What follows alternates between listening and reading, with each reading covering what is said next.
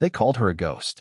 The scarred server at Joe's roadside grill wore long sleeves every shift, hiding the marks on her arms from the judgmental eyes of customers who saw only flaws where something extraordinary lay concealed. For 3 years, Emma Larson had kept her past buried, pouring coffee and wiping tables while enduring whispered insults about her disfigured hands. People tossed tips on the floor as if she were less than human. But today, a reckless shove from a loudmouth trucker would unravel her carefully guarded secret, and a quiet stranger in the corner booth would change everything with a single glance. What truth hid behind those scars?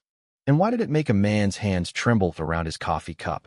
It was a sweltering morning in August 2027 at Joe's roadside grill in the dusty outskirts of Redstone, Nevada. Daniel Hayes sat hunched in the corner booth, nursing his fourth cup of coffee, now cold as the memories that haunted him.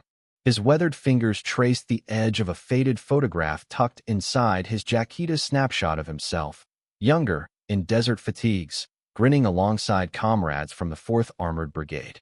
That was before the night in June 2009, in Fallujah, when an explosion stole everything but his life.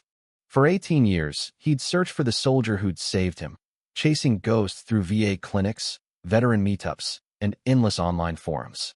Now, something about the server moving through the diner with quiet precision made him linger far past his planned stop. Emma moved like she'd been trained for war, each step deliberate, her eyes scanning the room every few minutes, as if danger might lurk behind the ketchup bottles. Her long sleeves clung to her skin in the Nevada heat, while other servers fanned themselves with napkins. Daniel noticed how she kept her left side angled away from customers, her movements controlled, almost choreographed. It has to be her, he thought, his heart pounding as he whispered the words for the 10th time. But doubt clawed at him. The last time he'd seen her, her face was smeared with blood and lit by flames. Her voice, sharp and steady, had been the last thing he heard before the world went black. The bell above the door jangled harshly, shattering the morning's calm. Jake Brennan, a burly trucker in a dusty flannel, swaggered in with his crew, their laughter loud and grating, like gravel under boots. Jake's eyes locked onto Emma as she approached their table, her notepad steady in her right hand, her left carefully hidden. His smirk was predatory, the kind that promised cruelty dressed as humor. "Well, look at this," he boomed, loud enough for the whole diner to hear. "Why is she dressed like it's December? Hiding something under those sleeves? Burn scars from a bad batch of moonshine, maybe?" His crew snickered, egging him on, while other patrons stared into their plates, too timid to intervene. Emma's face remained a mask of calm, honed by years of deflecting cruelty. "Good morning, gentlemen. What can I get started for you?" Her voice was flat, giving Jake nothing to latch onto, which only fueled his irritation. He leaned back, his gaze raking over her with exaggerated disgust. "Come on, sweetheart, show us what's under there. Kitchen accident? Or maybe you're one of those types who can't handle life without carving it into your skin."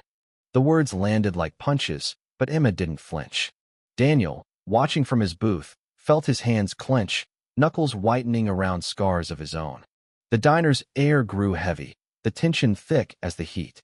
A retired couple at a nearby table exchanged uneasy glances, the husband's hand twitching toward his cane, but his wife's whispered plea kept him seated. The cook, a grizzled man named Pete, paused at the kitchen window, his spatula still as he watched the scene unfold. Jake, sensing his audience's discomfort, doubled down. He pulled 2 crumpled dollar bills from his wallet and tossed them to the floor. "There's your tip, darling. Pick it up.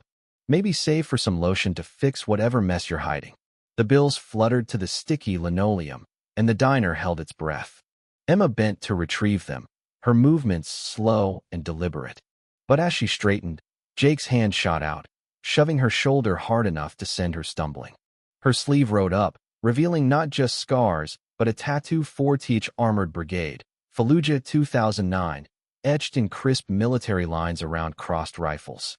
The scars told a story of fire and sacrifice, not accident. Daniel's breath caught, his coffee cup rattling as he stood, the photograph in his pocket burning like a brand. A young woman at a nearby table gasped, "That's a military tattoo." The words rippled through the diner, shifting the mood like a storm rolling in. Jake, Oblivious laughed. What? She's playing soldier now. Fake tattoo from some surplus store? Pathetic. As if she served in Iraq. His crew's laughter faltered, sensing the crowd's growing unease. Emma stood frozen, her sleeves still up, scars and tattoo exposed under the diner's harsh lights. Her composure cracked, her hand hesitating as if to cover the marks, but stopping short. Daniel crossed the diner in a heartbeat, his chair clattering behind him. Fourth Armored, he said, his voice low but cutting through the silence. Fallujah, June 2009. Emma's eyes widened, darting to the exits, but something in Daniel's gaze recognition, certainty held her in place. Sergeant Larson. Emma Larson, he said, the name's a revelation. You're the one who pulled me from that burning Humvee. The diner erupted in gasps. Emma's tray crashed to the floor, coffee and silverware scattering. No, she whispered, shaking her head. They said you didn't make it. They told me you died in Germany. Tears welled, years of guilt spilling over. I thought I failed you. Daniel's voice trembled with gratitude. You ran into hell to save me. I've searched for you for 18 years, carrying this picture. He pulled out the photograph, showing young soldiers frozen in time. Rodriguez didn't make it. Neither did Carter. But I'm here because of you. Jake's laughter died as the crowd turned on him. An elderly man stood, his voice shaking with rage. I served in Desert Storm, and I know a soldier when I see one. Shut your mouth, boy. Jake, desperate to regain control, scoffed. She's no hero. Probably just peeled potatoes in some army kitchen. Stolen valor, that's what this is. Daniel turned, his eyes cold as steel. June 12, 2009. Fallujah. Our Humvee hit an IED. Rodriguez was gone instantly. Carter was bleeding out. I was trapped, the fire eating through the vehicle. You ever smell your own skin burning, Jake? The question hung like a blade. Emma ran into that inferno. No gear, just her hands and a knife. She dragged me out, went back for Carter, even as the ammo cooked off. Then the second IED hit. She threw herself over me, took the shrapnel meant for me. 17 soldiers are alive today because of her. The diner was silent, save for soft sobs. Smartphones were out, streaming the moment live. This is going viral, someone shouted. 100,000 watching. Jake's phone buzzed relentlessly as boss, his co-workers, strangers. His face paled as he saw his life unraveling in real time. Joe, the diner's manager and a Vietnam vet, burst from the kitchen. Jake Brennan, you're done here. Out. Now, or I'll have you arrested. The crowd parted only slightly, forcing Jake to face his boss's voice on speaker. You're fired. Don't come near the company. Jake stumbled out, the bell chiming his defeat. Emma spoke, her voice steady but soft. I just wanted a quiet life. I thought about you every day, Daniel, wondering if I could have saved more. Daniel hugged her, whispering, You saved who you could. My kids exist because of you. 6 months later, Joe's grill had changed. Emma, now shift manager, wore short sleeves, her scars a badge of honor. A framed photo of her in combat gear hung behind the counter, alongside other veterans' pictures. One morning, Jake returned, humbled, bearing an envelope. I lost everything, he said.